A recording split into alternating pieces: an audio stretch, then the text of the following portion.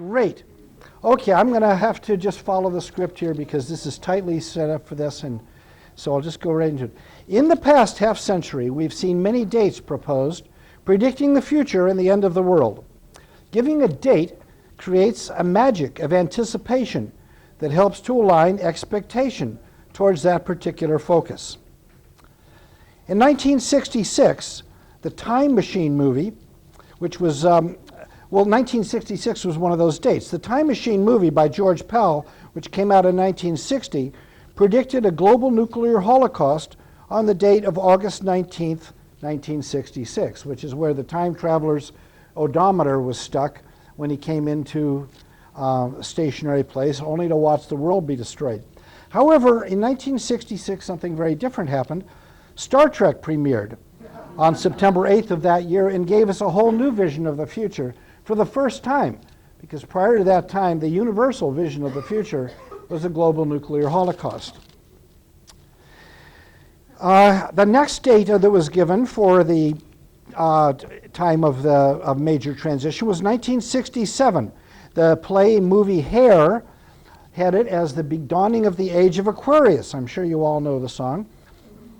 Because one complete period of precession of the equinoxes through all 12 signs of the zodiac is called a great year, or Platonic year, of about 25,920 years, or about 26,000 years to round it off. Each zodiacal age of 30 degrees, therefore, lasts 2,160 years. And various years have been given as the date for the dawn of the age of Aquarius. In 1974, a best-selling book by John Gribben and Stefan Plageman predicted 1982 as the date that all hell would break loose. That was the book, The Jupiter Effect, and it predicted that an alignment of the planets would create a number of catastrophes, including a great earthquake on the San Andreas Fault on March 10th. Not a whole lot happened. And there's a lot of that. But these dates are nonetheless interesting. The next date was 1984, George Orwell's dystopian vision of a totalitarian world government that he wrote in 1948 and just thought it would be clever to transpose the last two numbers. But as that date appeared and came closer, a lot of people were looking around to see, well, how are things, or how close are we getting to the kind of a vision that he predicted? And some of them were pretty scary. In 1987, the harmonic convergence, the world's first globally synchronized meditation, occurred on August 16th and 17th. This correlated to an exceptional alignment of planets in our solar system. According to Jose Arguelles, one of the principal organizers of the event, the timing of the harmonic convergence correlated with the Mayan calendar. Now we're getting into the Mayan calendar thing. The chosen dates marked a grand trine planetary alignment with the Sun, Moon, Mars, Venus, and Mercury all in Virgo, Jupiter in Aries, and Saturn and Uranus in Sagittarius. This event had originally been predicted by Tony Shearer in his 1971 book, Lord of the Dawn. According to Arguelles' interpretation of Mayan cosmology, the date marked the end of 22 cycles of 52 years each, or 1,144 years in all. The 22 cycles were divided into 13 heaven cycles, which began in AD 843 and ended in 1519, when the 9 hell cycles began, ending 468 years later in 1987. The very beginning of the 9 hell cycles was precisely the day that Cortez landed in Mexico, April 23rd, 1519. Correlating to the date, one read on the Aztec Mayan calendar, which is the day sacred to Mesoamerican culture hero Quetzalcoatl, who they mistook Cortez for. The 9 hell cycles of 52 years each ended precisely on August 16th and 17th of 1987. In 1994 book was written by Harold Camping predicting the Christian apocalypse on that date of 1994. And Harold Camping's name will pop up again later a few times. Some of you may recall he's famous for this. Not a lot happened in 1984 as far as the end of the world is what happened. I have had the difficulty of oversleeping and missing quite a few of these. So. You know, they may have already gone off somewhere. I just keep waking up in this universe that's still here. In 1996 is an interesting date because it's the end of the Christian era according to Bishop Ussher's date for creation, which was given as October 22nd, 4004 BC, plus 6,000 years. So that would make the end of that 6,000 years of the Christian cycle of apocalyptic thing have ended on October 22nd, 1996. But they're still here. And then, of course, we all remember in the year 2000, there was that whole millennial bug Y2K thing when all of our computers were going to shut down and nuclear missiles were going to be launched inadvertently. And, well, I missed that one, too. Things got particularly interesting for dates coming into the new millennium. One of the most famous ones, of course, is the year 2001. The movie Space Odyssey, which was filmed in 1968, predicted a lunar base, passenger space shuttles to a wheel-shaped space station, hotel, and deep space manned expedition to Jupiter, all in the year 2001. Oh, and video phones. We got that. Got that part. That was followed by a movie called 2010, the year we made contact in 1984. So it was just a couple of years ago that we made our first contact with extraterrestrial life. I hope none of you missed that. That was a lot of fun, huh? Last year, in 2011, the Christian apocalypse was predicted for several times by our friend Harold Camping again. The rapture and judgment day was on May 21st, and when all of his people were still there on the 22nd, he then predicted the end of the world on October 21st. And unfortunately, Harold and his followers are still here. What's it going to take to get rid of these guys? You know?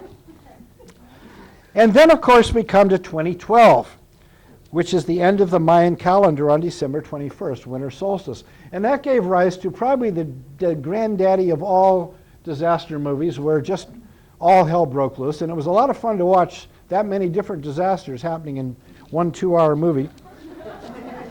And you know, it's nice that we can watch them on TV and on movies so we don't have to experience them in real life.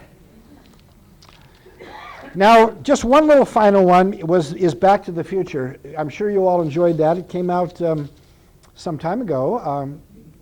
84. Right, 84. And it predicted in 2015, which is only a few years away, that we will have flying cars powered by fusion engines. So I'm looking forward to that. I've been waiting for our flying cars for hundreds of years, you know. So what happens astronomically and astrologically on December 21st, 2012? Now, I'm going to be referring to several books that have addressed this subject and other writings that I've found of interest. One of them, well, all of ones I've participated in, really, most of. One is The Cosmology of the Afterlife, Hamlet's Mill, The Star-Strewn Path, and the End of Days, which is an article in a book on ancient mysteries that I recently contributed to, and we'll have those available at their table, and there's one propping up the projector right now where I would show it to you, by Adrian Gilbert. And it's really a good article. It's the third piece in there right after one I wrote, so that's a little plug for that. Then there is the book Hamlet's Mill itself by Giorgio di Santillana and Hertha von Deschend. And then I've indicated stuff on this in my grimoire and companion for the Apprentice Wizard, so there's a lot of that there. But we're going to move now into seeing what's really happening.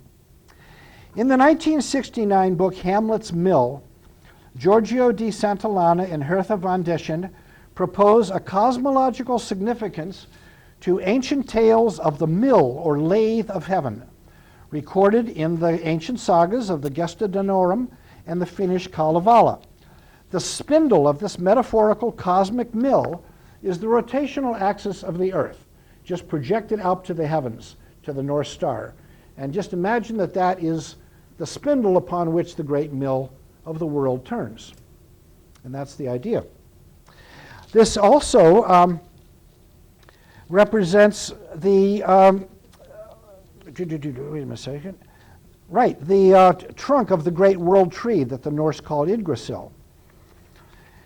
There's also another important axis of the entire solar system represented by the poles of the ecliptic, which extend perpendicular to the plane of the ecliptic. That's the path that all the planets move in around the sun. From the center of the sun to the constellation of Draco. So really, if you were to go vertically, see the Earth's axis is inclined 23.5 degrees. It doesn't point straight up. It points off to an angle. If it pointed straight up from the plane of the ecliptic, it would be pointing to the constellation of Draco, as you can see there. But it moves. Due to the imbalance of the seas and continents, the rotating Earth wobbles slightly on its axis, like a top that's running down. This wobble causes the position of the Earth's north polar axis to describe a slow circle through the heavens around the stationary pole of the ecliptic at a latitude of 23.5 degrees, the angle at which the Earth's axis is inclined or tipped relative to the plane of the ecliptic, south of the ecliptic pole in Draco. This corresponds to the latitude of the Arctic Circle, the location at which the midnight sun circles the horizon without setting on winter solstice. The upper ring here represents the position of the Arctic Circle, just as the center ring represents the position of the equator. These little medieval devices are just marvelous little, visual computer things, and I find them fascinating. Like I said earlier, this is called an armillary sphere. On the edge of the Arctic Circle, just off the coast of Norway, Greenwich longitude 1 degree 15 minutes east, is the location of the Moskenstromen, or Maelstrom, the legendary gigantic whirlpool described in the 13th century Norse Eddas. The Swedish bishop Olaus Magnus included the Moskenstromen in his map Carta Marina in 1539. It was exaggerated by Edgar Allan Poe in his 1841 short story, A Descent into the Maelstrom, and in Jules Verne's 20,000 Leagues Under the Sea. And it also featured prominently in the third Pirates of the Caribbean movie, for those of you who may have gotten a chance to see that one. It's an actual system of tidal eddies and whirlpools, one of the strongest in the world, and this is the place where the spindle of the ecliptic pole churns the earthly waters of the cosmic mill. That is the direct line down from the ecliptic, from the plane of the ecliptic pole, intersects the Arctic Circle. And that particular point, just off the coast of Norway, is where it lines up on winter solstice, and hence the maelstrom. The precession of the equinoxes is most readily noted by the day of the vernal equinox shifting backwards over time through all the signs of the zodiac. This is a band of 12 constellations along the perimeter of the plane of the ecliptic. As the Earth's axis circles Draco, different stars in turn become the pole star. Now it's Polaris, Ursa Minor, right there. Polaris is Alpha Ursa Minoris, technically. In the year 3000 BC, it was Thuban, Alpha Draconis, the brightest star in the constellation of Draco. This is the constellation of Draco. That's the actual location of the ecliptic pole. But this is where the Earth's north pole circles it. So it's moving through the space, makes things very interesting. In another, let's see, 4,000 years from now, it will be in this constellation of Cepheus, which is up here. There's no particularly bright star, so people will just have to pick whichever is closest. In another 3,000 years, and it will be Deneb, Alpha Cygni, in the constellation of Cygnus, the swan. And then it will go into Vega, which is in the beta Alpha Lyrae, the constellation of the Lyre. And then, as it comes around again to the year 24,000, it will once again be back in Thuban, and then finally, 26,000 years from now, Polaris will again be in the North Pole star. So this is the precession of the equinoxes and the movement of the sun, and the poles. This phenomenon is called the precession of the equinoxes, and it takes 26,000 years to complete the circle. Thus, that period is divided into 12 astrological ages, or eons of 30 degrees, or 2,167 years, marked by the 2 points on opposite sides of the year, where the extensions of the Earth's equator, called the celestial equator, intersects the plane of the ecliptic. This is the this is the fall, and this is the spring, the vernal equinox. And right now, it's on the cusp of Aquarius, going from Pisces. So we're coming into a change here. It has been slowly moving at the rate of 1 degree every 72 years towards the next constellation in turn, which is Aquarius. And now it is directly on the cusp. But in addition to the celestial equator of the Earth and the ecliptic equator of the solar system, there is yet a third significant equatorial plane to consider, the plane of the disk-shaped Milky Way galaxy. We should be there. We seem to be behind something here. No, we're here. 17, Milky Way. But that's not the Milky Way. That's the Milky Way. Way. That would be it.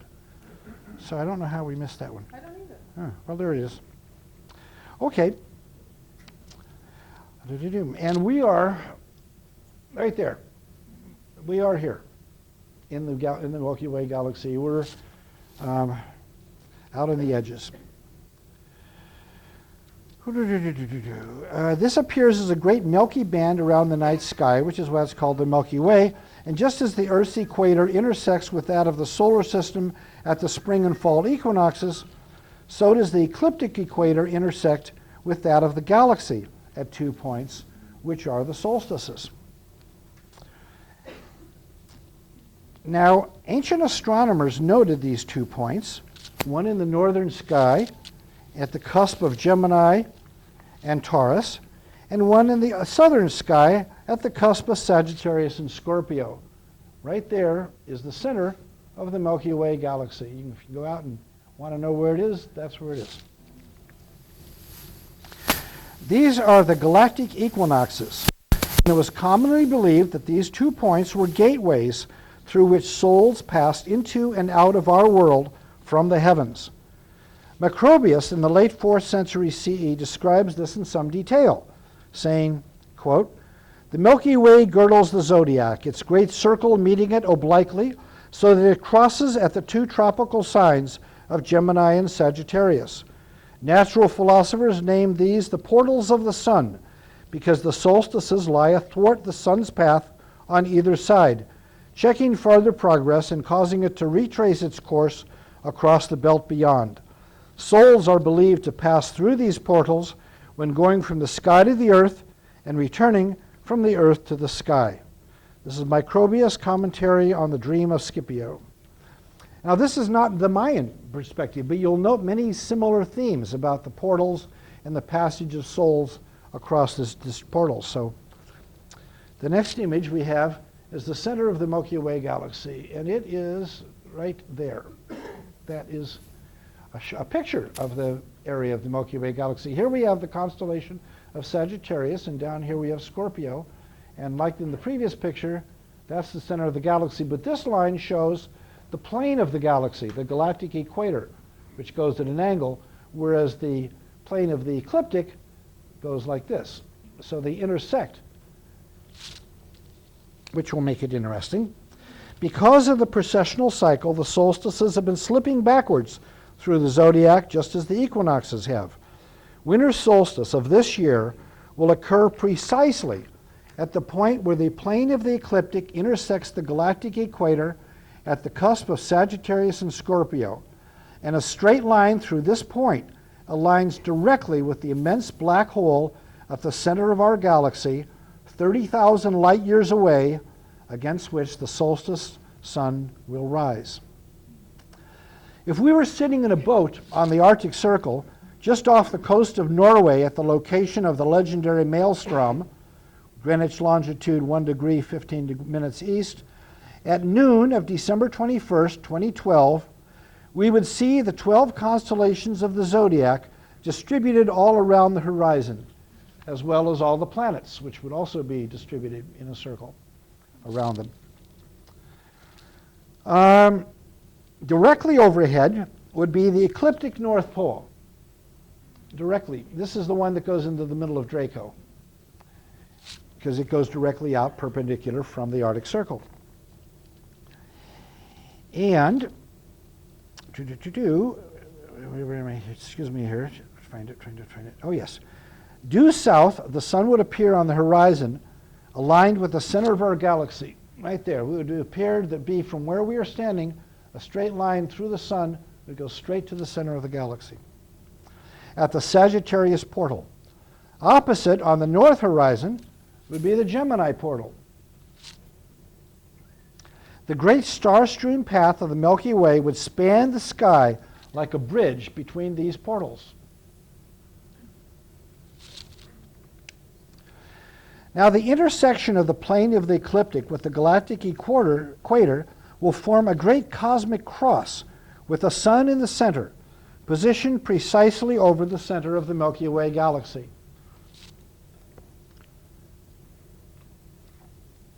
The ancients called the Milky Way the Way of the Dead, the road on which souls traveled between lives from one gate to another in preparation for rebirth.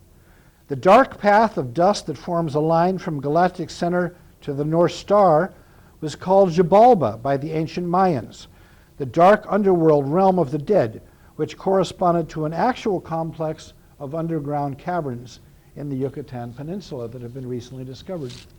Now you'll note, just go back a bit. Can you do that one? Can you take it back? You'll note that the previous positions of the sun at winter solstice have been heading there but haven't been there. This is where it was 3,000 years ago, and this is where it was 1,500 years ago. But right now, at this time, it's smack dab in the middle over the center, this winter solstice, which is really pretty neat. The Mayans believed that this alignment will thus open a stargate to the afterworld, and all beings will transition over that path to a new phase of spiritual evolution. Their intricate long count calendar will developed around 355 BCE, therefore assigns to this date the end of the sixth Bacton, or sun. 6 Bactons of 5,125.36 years complete a full precessional cycle of 26,000 years. So we have 12 signs of the zodiac filling that space. They have 6 Bactons filling that space. So each one of their Bactons corresponds to 2 of our zodiac signs. But when you make that adjustment, you can see it's the same thing. This cosmological event thus marks the end of the Piscean Age and the dawning of the Age of Aquarius.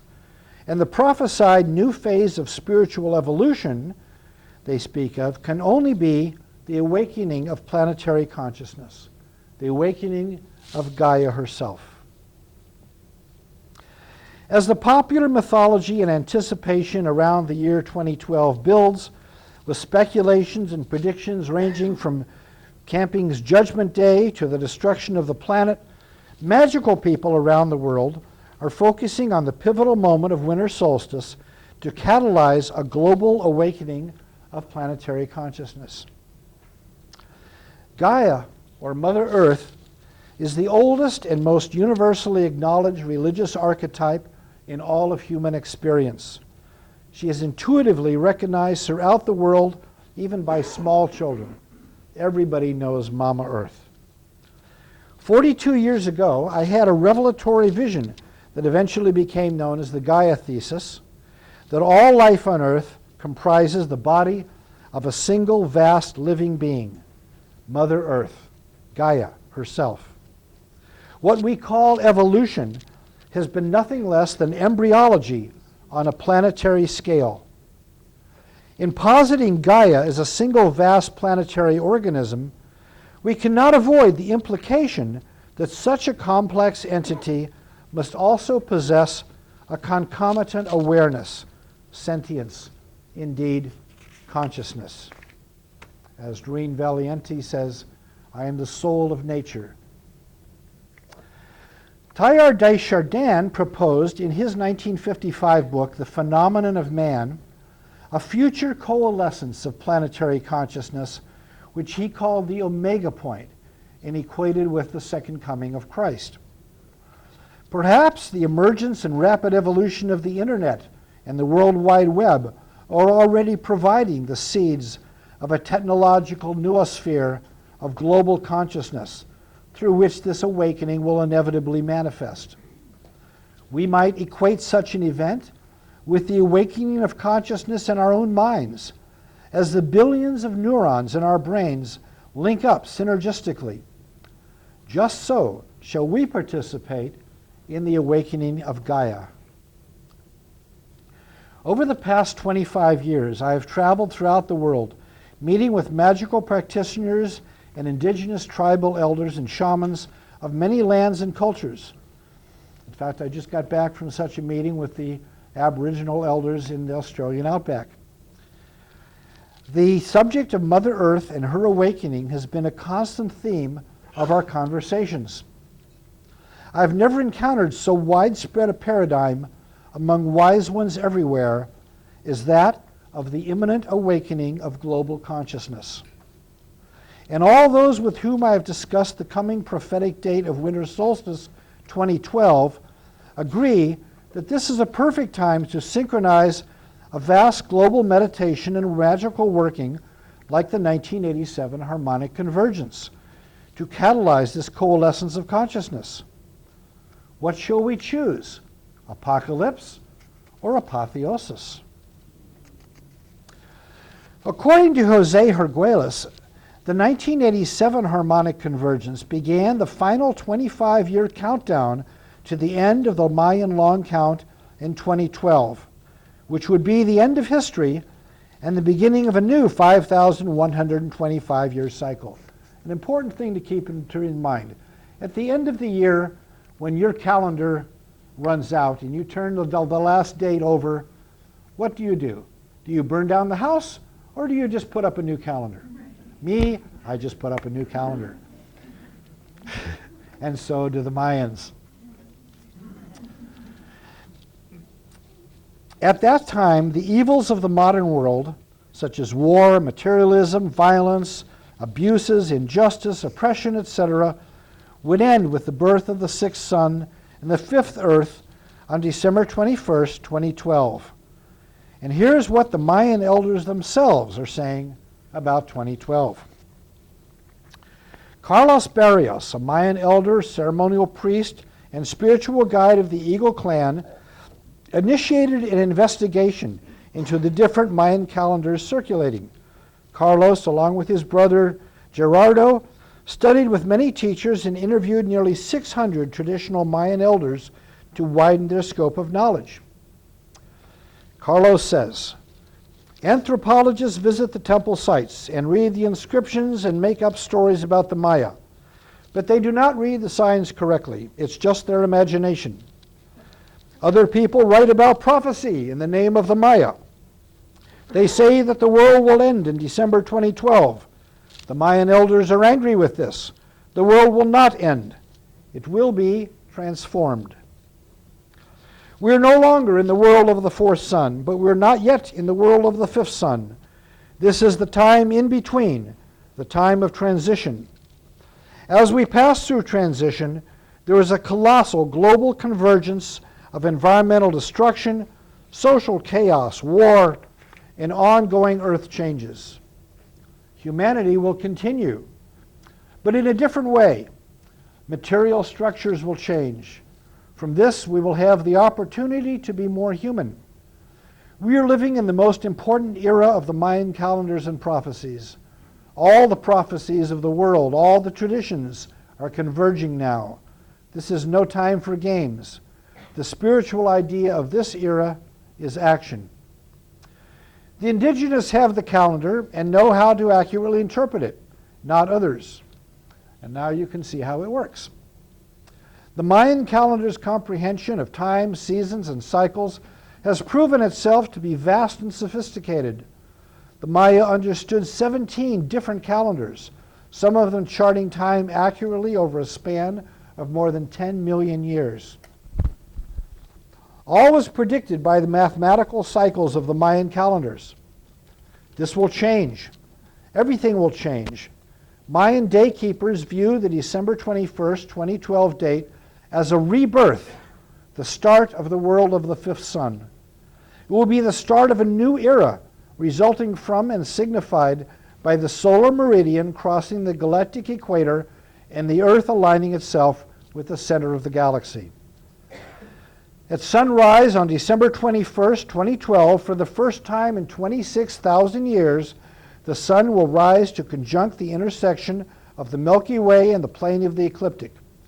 This cosmic cross is considered to be an embodiment of the sacred tree, the tree of life, a tree remembered in all the world's spiritual traditions. Some say this alignment with the heart of the galaxy in 2012 will open a channel for cosmic energy to flow through the Earth, cleansing it and all that dwells upon it, raising all to a higher level of vibration. Carlos reminds us this process has already begun. Change is accelerating now, and it will continue to accelerate. Carlos says, if the people of the Earth can get to this 2012 date in good shape without having destroyed too much of the Earth, we will rise to a new higher level. But to get there, we must transform enormously powerful forces that seek to block the way. The date specified in the calendar, winter solstice of the year 2012, does not mark the end of the world. Many outside people writing about the Mayan calendar sensationalize this date, but the ones who know are the indigenous elders who are entrusted with keeping the tradition. Carlos says, right now, each person and group is going his or her own way. There is hope if the people of the light can come together and unite in some way. We live in a world of polarity. Day and night, man and woman, positive and negative, light and darkness need each other. They are a balance. Just now, the dark side is very strong and very clear about what they want. They have their vision and their priorities clearly held, and also their hierarchy. They're working in many ways so that we will be unable to connect with the spiral fifth world in 2012. On the light side, everyone thinks they are the most important, that their own understandings or their group's understandings are the key. There's a diversity of cultures and opinions, so there is competition, diffusion, and no single focus. Carlos believes the dark side works to block unity through denial and materialism. It also works to destroy those who are working with the light to get the earth to a higher level. They like the energy of the old, declining fourth world, the materialism. They do not want it to change. They do not want unity. They want to stay at this level and are afraid of the next level. The dark power of the declining fourth world cannot be destroyed or overpowered. It's too strong and clear for that, and that is the wrong strategy. The dark can only be transformed when confronted with simplicity and open-heartedness. This is what leads to unity, a key concept for the world of the fifth sun.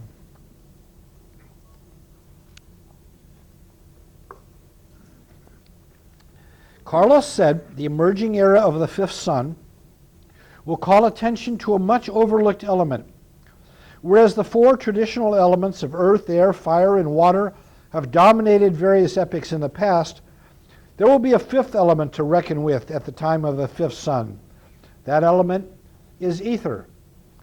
We might also call it spirit, and we may even call it the quantum field. Says Carlos, the element of the fifth sun is celestial. Within the context of ether, there can be a joining of the polarities. No more darkness or light in the people, but an uplifted unity. But right now, the realm of darkness is not interested in this. They are organized to block it. They seek to unbalance the earth and its environment, so we will be unready for the alignment in 2012. We need to work together for peace and balance with the other side. We need to take care of the earth that feeds and shelters us. We need to put our entire mind and heart into pursuing unity now to confront the other side and preserve life. We are disturbed. We can't play anymore. Our planet can be renewed or ravaged. Now is the time to awaken and take action. Everyone is needed. You were not here for no reason. Everyone who is here now has an important purpose. This is a hard but a special time. We have the opportunity for growth, but we must be ready for this moment in history. Carlos says, the prophesied changes are going to happen, but our attitude and actions determine how harsh or mild they are. We need to act, to make changes, and to elect people to represent us who understand and who will take political action to respect the earth. Meditation and spiritual practice are good, of course, but also action is important. It's very important to be clear about who you are and also about your relation to the earth. Develop yourself according to your own tradition and the call of your heart, but remember to respect differences and strive for unity. Eat wisely. A lot of food is corrupt in either subtle or gross ways. Pay attention to what you are taking into your body. Learn to preserve food and to conserve energy. Learn some good breathing techniques so you will have mastery of your breath. Be clear. Follow a tradition with great roots. It is not important what tradition, your heart will tell you, but it must have great roots. We live in a world of energy. An important task at this time is to learn to sense or see the energy of everyone and everything. People, plants, animals. This becomes increasingly important as we draw close to the world of the fifth sun, for it is associated with the element ether, the realm where energy lives and weaves. Go to the sacred places of the earth to pray for peace, and have respect for the earth, which gives us our food, clothing, and shelter. We need to reactivate the energy of these sacred places. That is our work. One simple but effective prayer technique is to light white or baby blue colored candles. Think of a moment in peace. Speak your intention to the flame and send the light of it on to the leaders who have the power to make war or peace. Carlos said the elders have opened the doors so that other races can come to the Mayan world to receive the tradition. The Maya have long appreciated and respected that there are other colors, other races, and other spiritual systems. They know that the destiny of the Mayan world is related to the destiny of the whole world. The greatest wisdom is in simplicity, love, respect, tolerance, sharing, gratitude, forgiveness. It's not complex or elaborate. The real knowledge is free. It's encoded in your DNA. All you need is within you. Great teachers have said that from the beginning. Find your heart and you will find your way. So what we are talking then is a global ritual in which elders of all different nations and peoples will be themselves participating, whether anybody else connects in or not, to catalyze Gaia's awakening, much like the harmonic convergence that was done in 1987, which had a huge effect, you know. And so what has been being proposed here, and I've been proposing this for a while, and other people have been coming up with the same things. It's one of those spontaneous good ideas that are just emerging everywhere.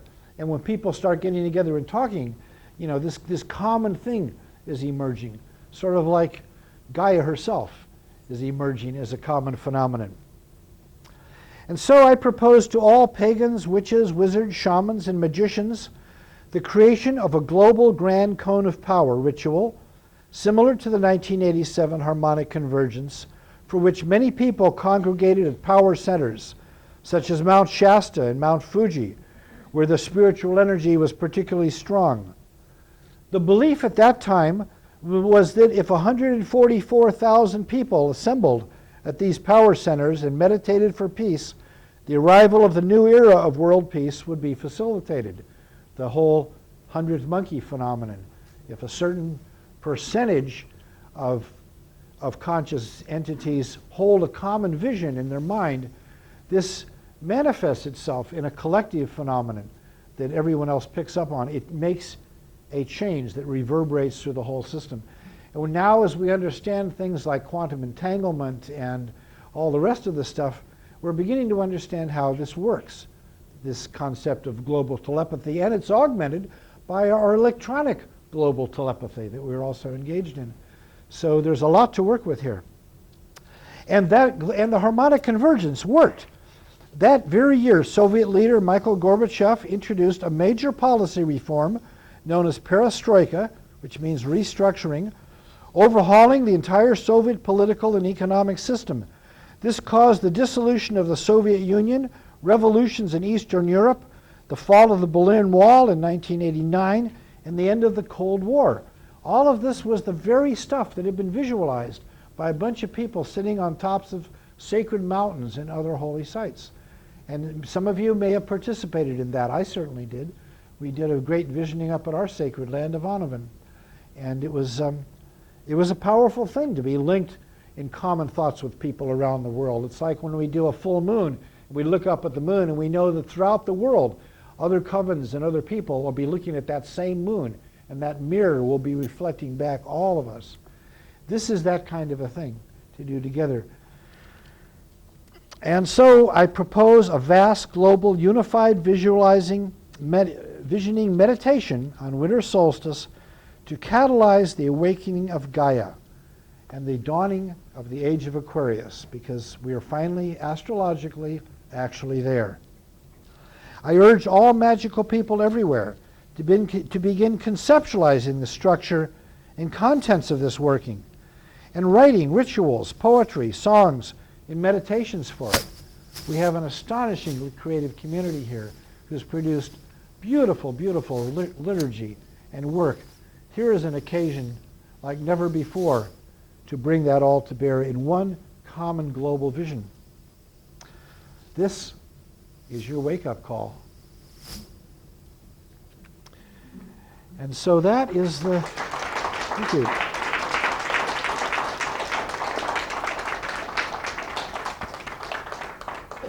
Thank you. Are there any questions? We have a little time that I wanted to leave this to be able to have questions and answers and stuff. And we could turn up the lights a little bit here, if you would. Back there in the back, yes. Have you read any of Zachariah Sitchin? Do you have any opinion about Marduk or anything like that? I have read some Zachariah Sitchin. I am not terribly impressed with him. I'm sorry, you know. No, it's His 12th planet stuff and a lot of the other things, just, you know, you get a lot of very complete, elaborate systems that are created, like, the Urantia book, you know, or Scientology, or medieval alchemy, or Rosicrucians, and all these things. They're very elaborate and very amazing, but some of them don't actually plug in very many places into the real world, you know? And Sitchin is one of those people who does that, I think. Churchward is another with all this stuff about Mu, and Casey. I mean, there's really quite, and Harold Camping that we talked about.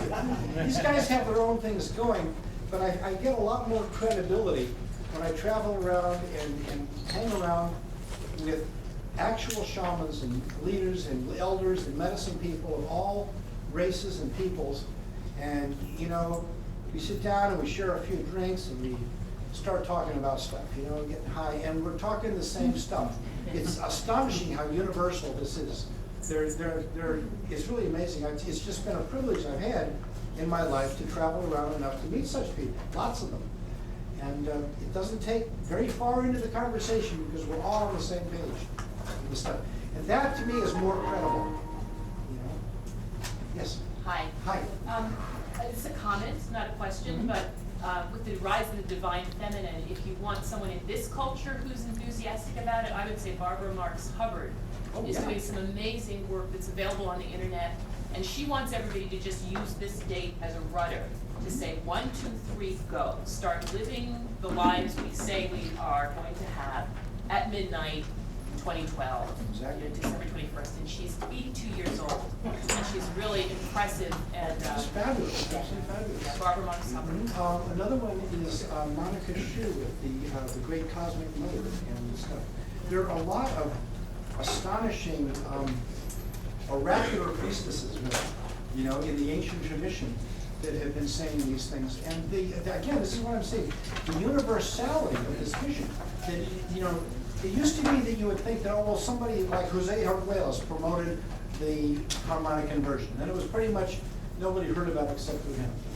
But this, everybody's talking about it. People spontaneously everywhere are taking this date. When you have a date, a fixed date, as I said at the very beginning, it creates a magic of anticipation, of expectation. You can wrap things around it, and you can say, this is the date it will happen, you know? And there's power in that, which is why we use the whole wheel of the year thing for our Sabbats and our rituals. We focus them into that because they're powerful things. And the more power you can link into the same vision, the more powerful that vision becomes. Other questions? Yes. At the same time as the harmonic convergence, or thereafter, with the fall of the Soviet Union, there was also people's power in the Philippines, where people had the image of people standing individually in front of tanks and being able to, through the power of love, transform society. And I really believe that that's the bottom-up transformation is the future, whereas the top-down transformation is what we've learned in history. Excuse me. No, absolutely. And this is an important thing. The fifth element. How many of you saw the movie, The Fifth Element? Didn't you love it? Right? And what it takes to feed each element, you know, air, you feed it by blowing at it, right? Fire, you feed it with the fire. You know, earth, you feed it with dust. And it gets down to the fifth element. How do you feed spirit? With love. You know, and that was such a powerfully, beautifully done movie. I love that one. It's one of my favorites. But that concept there, you know, it's like it had been so well implied that when it came to the point, the entire audience was there before the actors on the screen were allowed to know what was going on. Because that really is it. And it's always been said that this is one of the great powers of transformation. And we are the transformers. We are the storytellers. We shape the world. We live, this is one of my things I've talked about all the time. And you'll hear it from many other places besides me. Some of my favorite authors, like Neil Gaiman and Terry Pratchett and Robert Heinlein even, have emphasized this. And that is the importance of story. Terry Pratchett calls it narrativium. And, the sixth element, narrativium. And I really like this. We exist in a world of story. This is our unique magic. I mean, our first magic that set us apart from all the rest of the critters was fire. But what we did with that fire is we sat around it and told stories. And the stories that have came out of that have shaped our humanity, have made us everything that we are. Our entire world exists in stories. The wars that are fought, the heroics that are done, the noble visions, the tales that are told of heroes, the poetry, the songs, everything that makes us human is carried in story. We do not exist apart from story. You know, you get that really strongly in something like Peter Pan, you know, where they kidnap a girl who can come and tell them stories. You know? And this comes over and over and over again, and it's becoming more and more explicit. But the key thing for magical people is to understand that we are the storytellers, and the stories that we tell shape the world, which is why for those people who are in the esoteric area, they always say that the first people you want to teach the new wisdom is the women and the girls, because they will teach their children and will pass it on. And this is the critical thing with that. And you know, reading stories to your child before they go to bed, you know, my granddaughter is now all the way through all the ElfQuest books, you know. Great stories, and that's how her mother learned to read, you know. So we're passing this down through the generations. And there's so many others. It's wonderful stuff. So, Gareth. Yes, Jean Houston also discusses the fact that story is like an essential element as unifying, and she's gone all over the world in order to help bring peoples to their original stories. And also, she pointed out that whenever women start taking a leadership role in villages, states, and nations, first, things get more efficiently done, and secondly, the things that are done are more positively inclined to the ordinary political living there. Yeah. So there's a rise of feminine energy. I do want to mention, though, that at the year 2000, there was all the celebrations around the world were all seemed to me joyous that at last the 20th century is over and all those world wars and all that crap was done. And things have simply, they took a little break and had a party, and now they're sort of deteriorating again. The rise of corporate culture, and the extinction of the big animals, and there's just like a lot of problems and mixed messages coming out of destiny. And global warming is climate change is the worst of all. So the question is, how can we actually prepare ourselves and world for these gigantic changes, except to be more aware of them? It's going to be very difficult to stop China from burning 10 times as much coal as we do. So there's a lot. It's going to take more than telling stories and singing songs. That's true. Well, in coming down here, I map-quested the routes from where I live in Cotati down to San Jose, and I could have come down by the peninsula, or I could have come down through 880. And choosing which one of these ways to go was an important thing. We created a diversion. Sometimes this is what we do. We created a divergent reality. As Terry Pratchett says, we went down the wrong leg of the trousers of time. In the year 2000, at the election, when the election was stolen, it set us off on a diversion path. It would have been a very different world had that election not been stolen. I think we all understand how, and we're coming up to a new one. So here's a chance to get it right this time. And I think I have confidence that people are a little bit wiser this time around. Yes. Stories are good, they're wonderful, and what we need to do is change the story. Yes, and exactly. change the world. And a very wonderful book on that concept is The Last Hours of Ancient Sunlight by Tom Hartman, Thom. Okay. And you can also find him on Free Speech TV if you're into that. Cool. Any other recommended particular things that are? Oh, and one last thing. My story is I'm a sculptor, and I'm looking for an executive assistant from the Pacific Northwest to come together with me, and that's how I'm going to make a difference with my life. Oh, good. So if there happens to be a person like that in this room, here I am. I just have a commentary in that, a lot of what you're hearing out there about 2012 is about what's going to happen, as if it's something that's going to happen to us. And what really is different about what we heard today and what you presented is this is a call to action. Yes. This is not going to happen unless you get up off your chair and do something. Right. This is not an issue you can just light a candle around and say, oh, I'm a witch, I did my part. Right. This is a call to action that you're talking about, and then a lot of the people you're quoting are calling a call to action for communities to come together. And I think that's the real important difference from what I've seen and what you presented and what I'm hearing in other places about. Well, the wisdom, it's interesting that the theme of this year's Pantheacon is unity and diversity. This has been a theme that has been referred to countless times, continually, really throughout the entire history of the pagan movement. I've been involved in this for 50 years this year. This is the 50th anniversary of the Church of All Worlds. On April 7th, 1962, thank you. Thank you. On April 7th, 1962, Lance Christie and I shared water for the first time, became water brothers, and pledged our entire lives towards actualizing a particular vision that was hinted at in Heinlein's novel Stranger in a Strange Land, but still had a lot of work to actually develop it. And it led us down all these paths, and it led us into developing our part in fostering a pagan movement, because it wouldn't be enough just to have a couple of people. You know that bit from Alice's restaurant where you go in all by yourself and you're just a nut. You go in with two people and you think you're gay, but you go in three and you're all singing a line of Alice's restaurant and you got a movement. Well, we have now got a movement. It's 50 years ago it was just two of us sharing water. But we now have a movement of millions of people worldwide that has been profoundly influenced and embedded with certain fundamental key concepts. Now, we pagans are naturally cantankerous folks, and we like to argue, and we like to say, oh, we never agree on anything. And you ask two pagans and you get three opinions, and there's a certain amount of that true.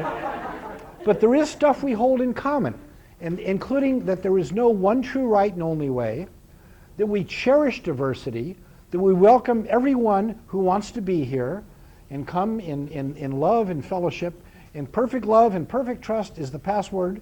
You know, it doesn't say how much money you got. It doesn't say what color you are. It doesn't say what your sexual preference. It says come in perfect love and perfect trust. And you're in.